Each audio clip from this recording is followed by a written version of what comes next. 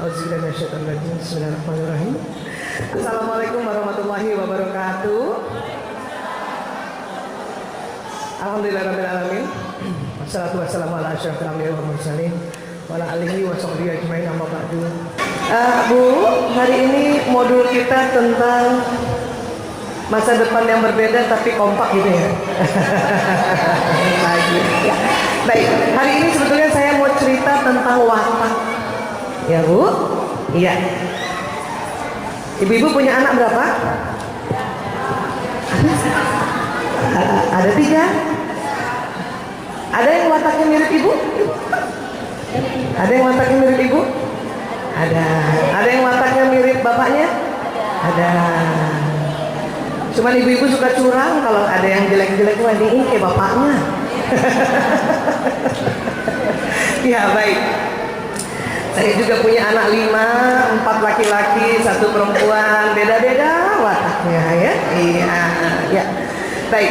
Kalau kita bicara watak Bu, ini kita lihat dulu. Ya. Jadi setiap orang itu unik, bagaikan batu. Ya. Beda-beda nggak batu Bu? Waktu zaman batu siapa yang suka main batu? Buat cincin maksudnya. Ya, batu itu jenis tetap sama, ya, tidak bisa berubah, tapi yang bisa diubah adalah bentuknya. Ibarat watak juga tetap sama, tidak bisa dirubah, tapi bisa diperbagus. Sepakat ya? Ya, yuk lanjut. Jadi watak itu genetik atau turunan menurun, ya. Kok kayaknya belakangin kawan-kawan di sini nggak enak, jadi gini aja. Watak itu genetik turunan. Maka saya tanya tadi, siapa yang mirip wataknya ibu? Siapa yang mirip watak ayahnya?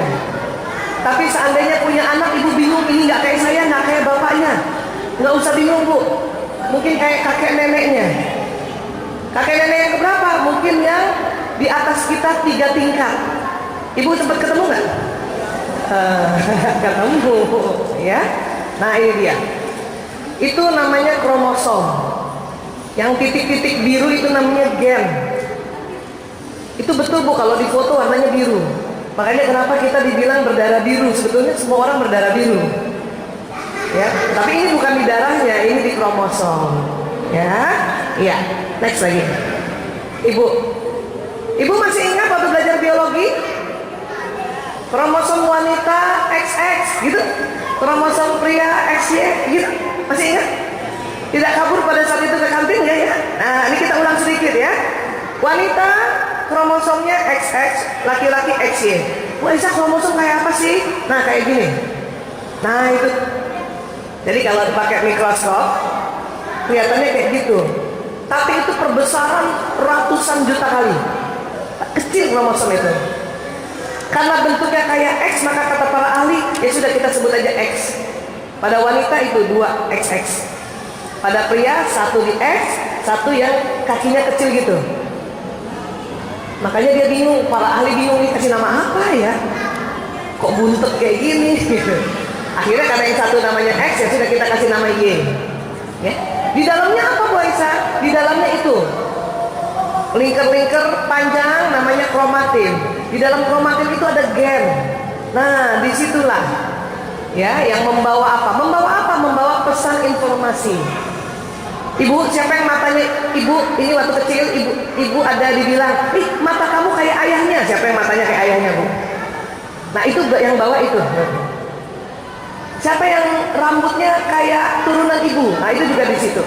Jadi semua informasi biologis yang bawa adalah kromosom, termasuk penyakit bawaan. Siapa yang hipertensi Bu? Nah itu dibawanya dari situ. Siapa yang dapat warisan pabrik gula? Diabetes, itu juga dibawanya di situ. Siapa yang mendapat warisan kelainan jantung? Nah itu juga dari situ. Ternyata bukan hanya itu saja yang diturunkan, termasuk watak. Ya, ya. Next lagi. Nanti setelah ketemu telur seorang ibu dengan sperma seorang ayam melebur, semuanya melebur tuh, kemudian menjadi janin, ya. Dan pesan watak Allah simpan di otak. Ini otak manusia ya Bu. Waktu kajian lalu, kapan tuh ya, lupa gitu ya. Kita pernah belajar otak ya. Otak manusia terbagi dua Bu, kanan dan kiri. Terbagi duanya digarisin. Nah, kemudian ditaruh sama Allah jenis watak itu di otak. Tadi otak terbagi dua, kiri kanan. Sekarang kita belajar lagi, setiap belahan dibagi 4. Supaya gampang dilihatnya, kita kasih warna merah, kuning, hijau, biru. Watak yang di mana?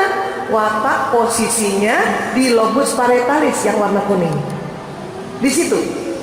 Kanan kiri Bu. Coba Ibu pegang dulu semua kepalanya, yang bagian tengah. Ubun-ubun Ibu yang di sini, taruh ini di sini, terus ini ke belakang gini. Nah, segenggaman itulah tempat watak Ibu masing-masing. Di dalamnya ada program kekuatan dan kelemahan. Jadi sudah Allah beri itu. Tinggal kita nyalakan, yang mana yang mau dinyalakan, yang kekuatan atau kelemahan. Ya, ya, lanjut. Kalau kita belajar watak untuk apa kegunaannya? Satu, bisa tahu kita dibuat dari apa, paham tentang siapa diri kita, tahu kekuatan sehingga bisa diangkat kekuatan, tahu kelemahan sehingga bisa dikurangi kelemahan, terus tahu bagaimana cara menyesuaikan diri. Di mana? Ya di keluarga maupun di perusahaan atau di tetangga atau sosialisasi. Ya, saya janji insya Allah, walaupun waktunya singkat, Ibu keluar dari ruangan ini, Ibu bisa mendeteksi watak anak masing-masing, watak suami, watak ibu mertua, watak tetangga. Gak perlu lagi nanti cari-cari di handphone yang pakai SMS itu, ketik rek spasi jeneng, nah gak perlu lagi. Insya Allah bisa. Ya, yuk lanjut. Watak karena dari dulu sudah ada, maka diteliti oleh banyak ilmuwan. Penelitian pertama diteliti oleh namanya Hippocrates. Hippocrates ini lahir 300 tahun sebelum Nabi Isa alaihissalam. Jadi Hippocrates melihat walaupun orang begitu banyak, sebetulnya ada 4 watak utama, kata Hippocrates. Ya, karena udah lama sekali teorinya kemudian diperbaharui oleh muridnya, namanya Galen. Tapi Galen lahir jauh setelah Hippocrates, 149 tahun sesudah Masehi, sesudah Nabi Isa alaihissalam lahir. Ya, tapi masih juga belum sempurna. Akhirnya waktu itu kata Galen dan Hippocrates, watak itu bukan turunan, watak itu tergantung katanya tingkat cairan. Ada orang yang darahnya banyak, wataknya gembira. Orang yang empedu kuningnya banyak, wataknya senang mengatur. Ada orang empedu merahnya yang banyak, wataknya senang sempurna. Ada orang yang lendirnya banyak, wataknya damai, kata mereka dulu. Tapi pada abad 18 ditemukan gen, akhirnya gugur dia punya teori. Jadi watak itu adalah genetik, turunan. Karena dari ayah dan dari ibu, maka jenis watak kita yang ada di kepala tengah ini, di lobus parietalis, masing-masing 2 jenis. 2 jenis. Ibu sudah kenal belum wataknya? Ibu udah kenal watak ibu? Aduh, kalau gitu kita kenalan sama watak kita ya. Habis itu nanti bisa kenal nanti dengan watak suami, dengan watak anak dan sebagainya. Boleh? Jadi latihannya adalah mengenal watak diri sendiri. Ya, baik. Next lagi. Nah, di abad 21-20 ini ada Ibu Florence Litter, ilmuwan yang menemukan cara mendeteksi watak dengan cepat. Sebetulnya Bu, kalau mau tahu watak sesungguhnya Ibu, itu harus pakai alat. Namanya apa? Alat foto aura. Ada di sini? Nah ini akuratnya 90%. Cuma di Indonesia jarang foto aura. Di tempat kami aja ada di klinik Sunter, cuma satu alatnya. Ya, jadi kalau di foto ibu next, kira-kira fotonya kayak gini. Samping-sampingnya ibu tuh cahayanya berwarna, itu sesuai watak masing-masing.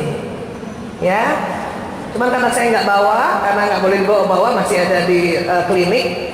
Jadi nanti kita mau tes watak dengan cara cepat. Ya, ada lagi Bu Aisyah kalau nggak pakai foto aura pakai apa ya? Pakai lembar form pertanyaan. Biasanya teman-teman psikolog, ada psikolog di sini. Nah, psikolog akan pakai teknik ini. Cuman lama Bu, bisa 3 jam. Nanti selesai acara nggak selesai-selesai. Ya. Ada lagi nggak Bu Aisyah yang lebih cepat? Ada. Tapi akuratnya 80%. Tetap tinggi.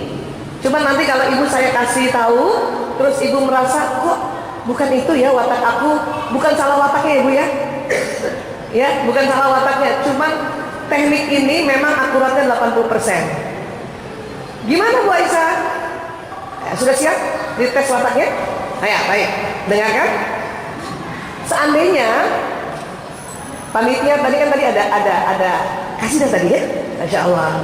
Seandainya panitia juga minta kita main teater di depan ini, teater, tahu? Drama. Ibu mau pilih sebagai apa? Tolong pilih, ada 4 pilihan. Pilih langsung, nggak usah tanya tetangga, nggak usah tanya teman ya. Ya. Apakah ibu mau jadi sutradara? Apakah ibu mau jadi penonton? Jadi jangan semua main. Siapa yang nonton nanti? Apakah mau jadi penulis skenario? Apakah mau jadi artisnya? Pilih satu masing-masing. Sudah dapat? Udah Bu? Gak usah tanya teman ya Bu? Gak usah ngajak-ngajak. Dapat satu? Sudah? Apakah ibu mau jadi sutradara? Apakah mau jadi penonton? Apakah mau jadi penulis skenario? Apakah mau jadi artisnya? Semua bagus. Udah dapat Bu? Satu? Dapat. Ada yang pilih sutradara? Ada. Ada yang pilih penonton nggak? Ada. Ada yang pilih penulis skenario? Ada. Ada yang pilih jadi artis? Ada. Tenang Bu, semuanya duitnya banyak itu. Penonton juga duitnya banyak, justru penonton yang banyak duitnya. Sudah dapat Bu, pilih satu sudah. Berarti kan sisa 3. Tadi kita sudah sepakat watak 2 jenis, karena dari ayah dan turunan dari ibu. Oke? Sisa 3 yang tadi pilihan. Sekarang pilih satu lagi. Kan 4 tadi. Ibu sudah pilih satu, entah yang apa. Tinggal 3, pilih satu lagi. Sudah? Sudah. Masing-masing orang berarti pilih 2. Satu watak dominan, satu watak kombinasi. Entah dari mana yang turunan ayahnya dan dari mana turunan ibunya, nanti ibu di rumah baru ibu silsilahin lagi gitu. Ya. Setuju ya? Nah, sekarang dengar. Adakah watak yang pilih penonton? Pilihan pertamanya? Ada? Ada. Dan pilihan keduanya penulis skenario, ada nggak? Jadi penonton dan penulis skenario, ada? Nah, oke. Itu paduan yang sudah lazim. Ya, itu insya Allah 85% naik lagi akuratnya. Sekarang, adakah yang pilihan pertamanya penulis skenario, pilihan keduanya penonton? Ada? Nah, itu juga watak yang sudah lazim. Itu tepat itu, 85%.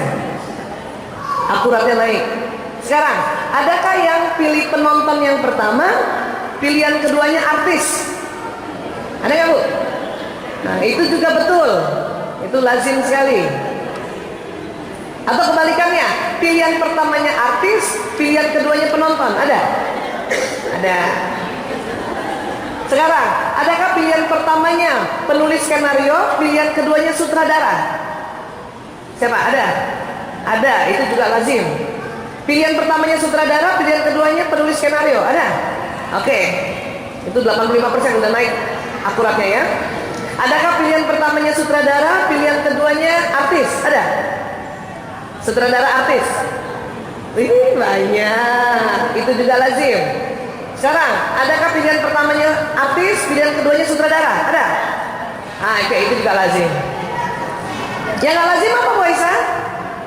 Siapa yang pilih penonton pertama, pilihan keduanya sutradara? Itu tidak lazim. Salah nggak?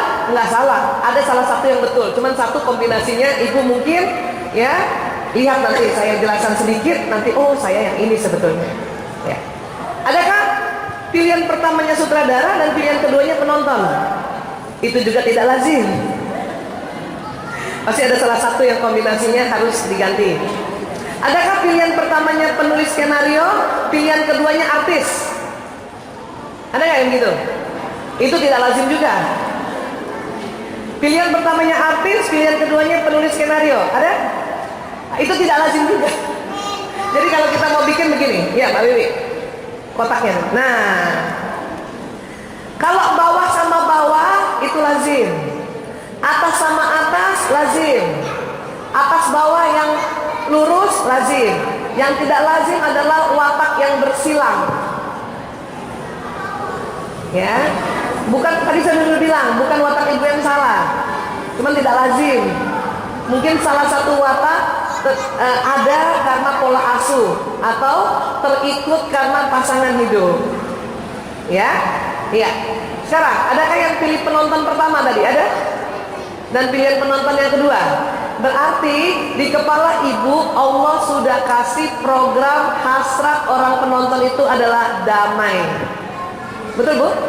Ibu yang pilih penonton orangnya selalu damai, tidak suka bertengkar, ya, iya, cepat setuju kalau ada rapat. Banyak temennya, karena dia tidak suka bertengkar.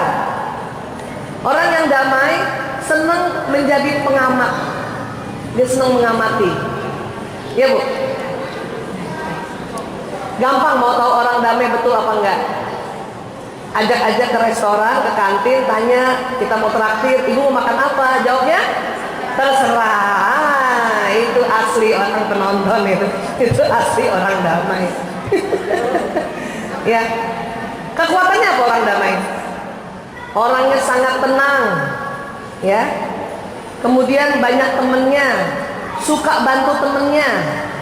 Tapi kalau dia ada acara, nggak ada yang bantuin.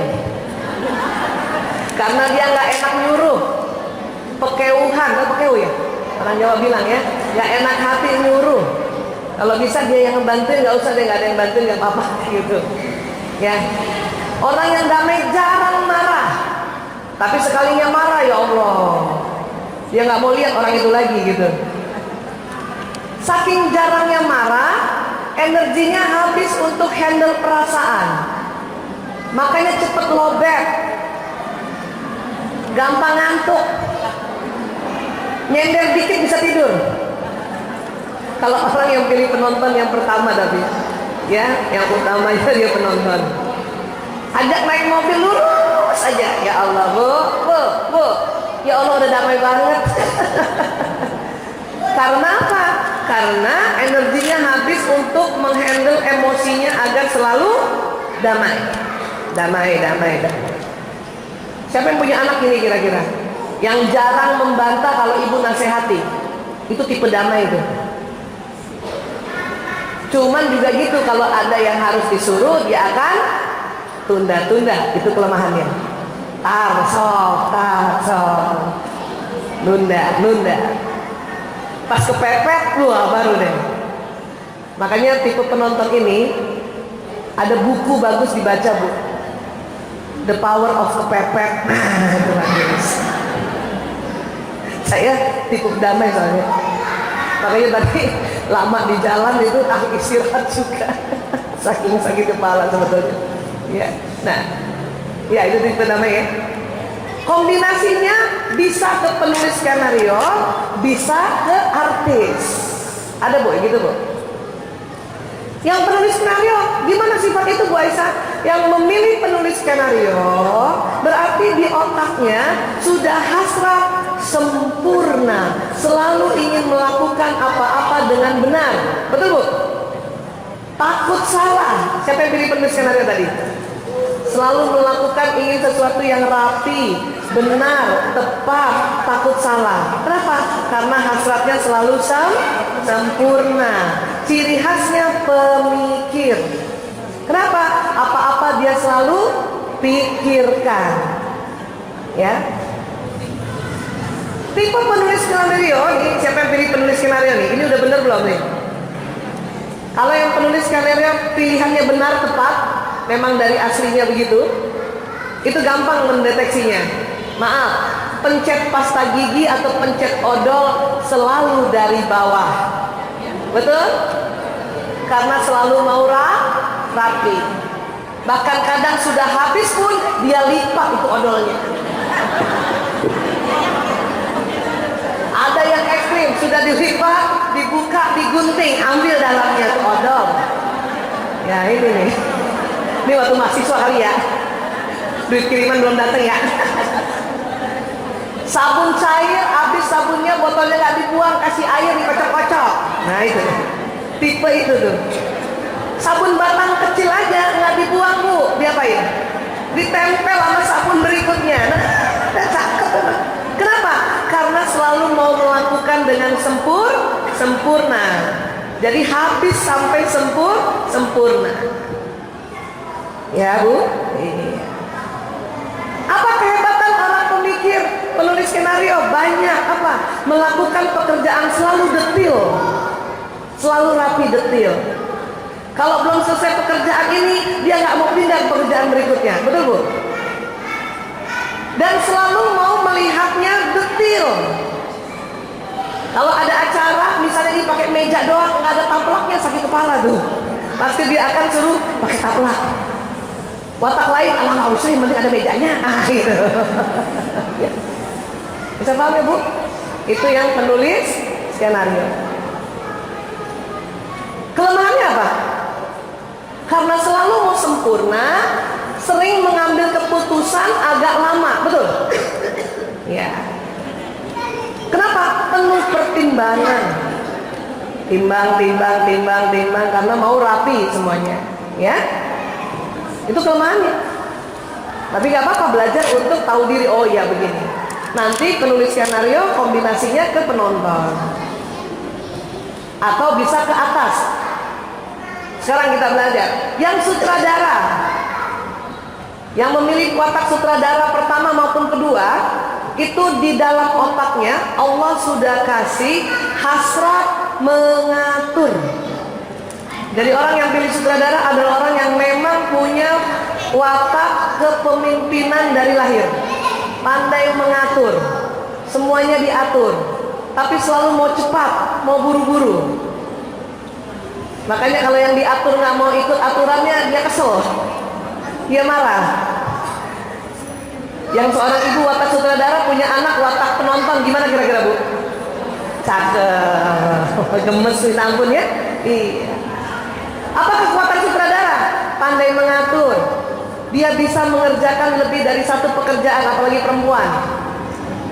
Bisa punya perusahaan, punya entrepreneur tuh orang watak sutradara. Suruh bisnis. Kelemahannya apa? Ya mau buru-buru. Kalau nggak banyak taklim, jadi bosi. Itu. Kalau dia kombinasinya dengan penulis skenario, oh berarti dia wataknya senang mengatur dan mau yang sempurna. Dia punya orientasi target. Kalau ke sampingnya Bu Aisyah, ada tadi yang pilih artis. Nah, yang pilih artis di otaknya itu Allah sudah kasih hasrat gembira. Walaupun sedang sedih, dimarahin suami di rumah, sampai ke tempat majelis taklim sudah bisa ketawa. Bisa gitu. Ciri khasnya memang dia pembicara. Ya, artinya apa? Kalau nanti di kumpulan, dia selalu bawa berita itu. Dan kalau cerita seru banget. Sampai yang dengar tuh sakit tertarik. Kadang kalau memberikan informasi, ya, lu tahu nggak? Ada bakso enak banget kalau ngomong gitu. Yang denger tuh sampai ngiler tuh nggak? Itu bakso uratnya ya Allah, urat semua. Ada yang gitu. Terus temennya tanya, kamu udah coba? Belum. Kok tahu enak? Temen aku yang coba katanya enak. Itu begitu. Dan asik kalau dia cerita. Kalau anak-anak yang tipe begini Bu, itu senang cerita satu dan gembira. Ya. matanya berbinar-binar dan senang memuji, gitu. Orangnya spontan, banyak ide. Cuman kelemahannya apa? Tidak bisa mengerjakan sesuatu yang terlalu kecil-kecil, yang detail nggak bisa.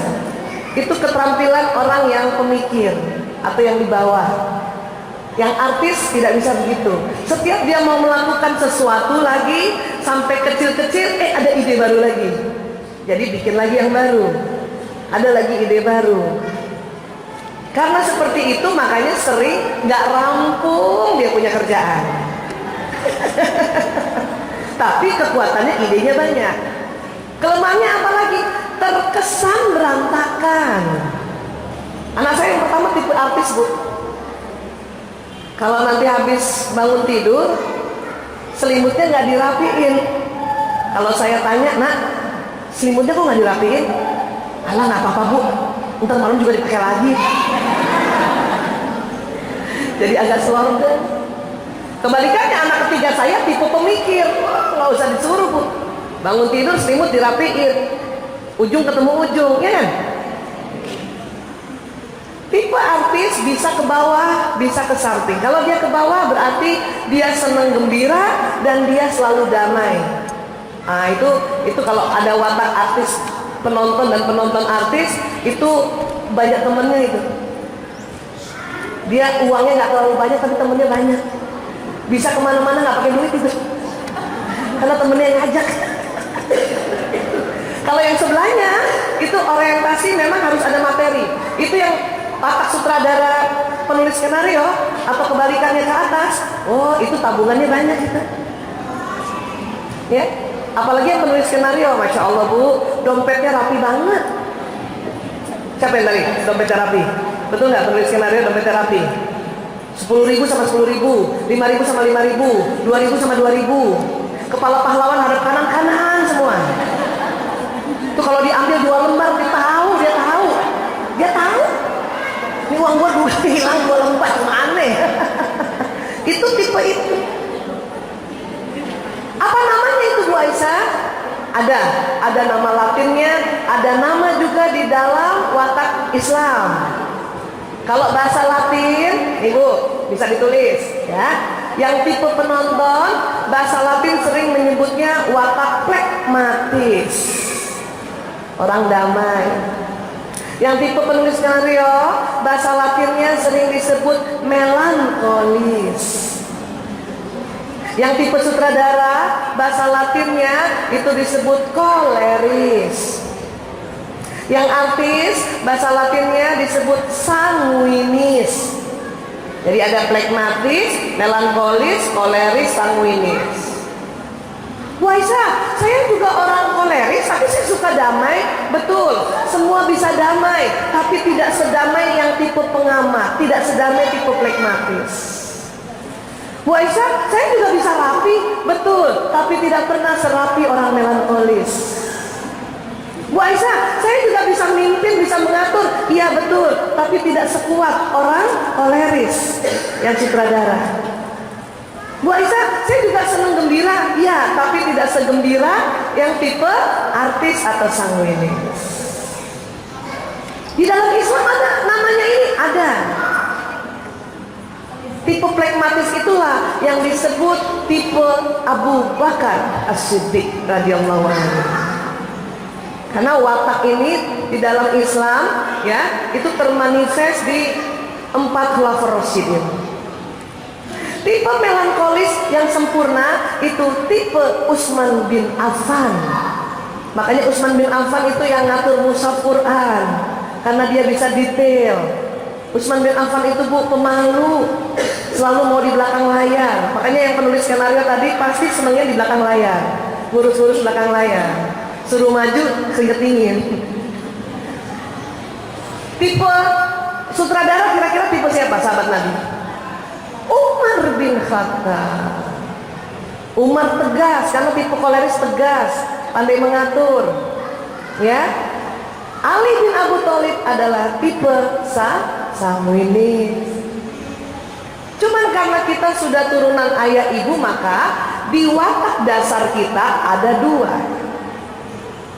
Apakah Abu Bakar kombinasi Utsman, apa Utsman kombinasi Umar, atau kebalikannya, atau Umar kombinasi Ali, Ali kombinasi Umar, atau yang tidak lazim itu kalau Ali kombinasi Utsman. Tidak lazim. Bisa jadi itu terpengaruh karena ibunya.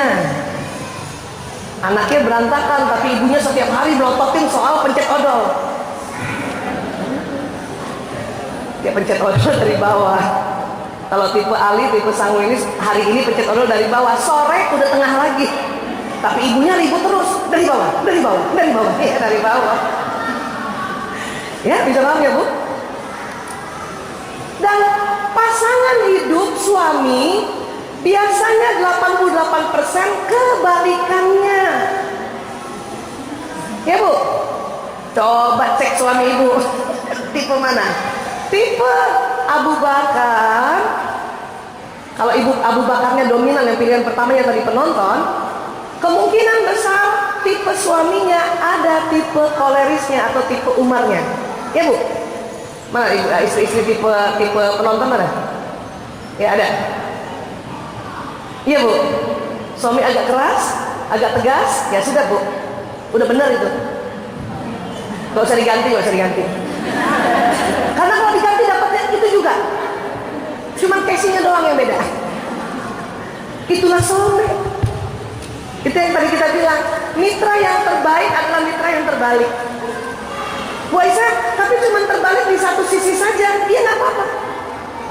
Ada yang terbalik dua-duanya. Misalnya suaminya istrinya tipe penonton dan artis, suaminya di seberangnya itu.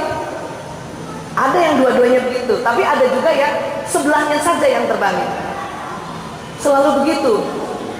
Kalau sama persis dengan tipe suami istri ada juga, tapi sangat sedikit, 2 sampai 10%. Apa kelemahannya? Nanti bosan. Ya Bu, bisa paham ya Bu? Iya. Tapi watak ini bisa dibentuk, bisa.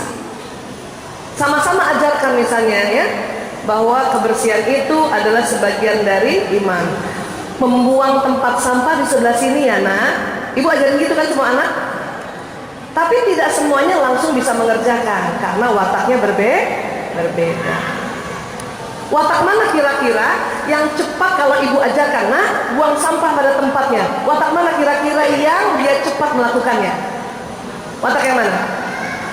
Watak yang mana? Hah? Yang cepat. Nah, kalau ada, iya 2 watak di bawah ini, flegmatis dan melankolis, dia cepat. Anak sanguinis kalau disuruh buang sampah pada tempatnya, kira-kira gimana Bu? Hah? Agak lama, atau karena dia senang gembira, maka cara buang sampahnya dia buat main-main. Pas begini meleset, udah dibiarin. Yang penting dia udah usaha. Sekarang kalau kita bilang tabassumuka fi wajhi akhika shadaqah, senyum itu sedekah. Nah, setiap ketemu orang senyum ya.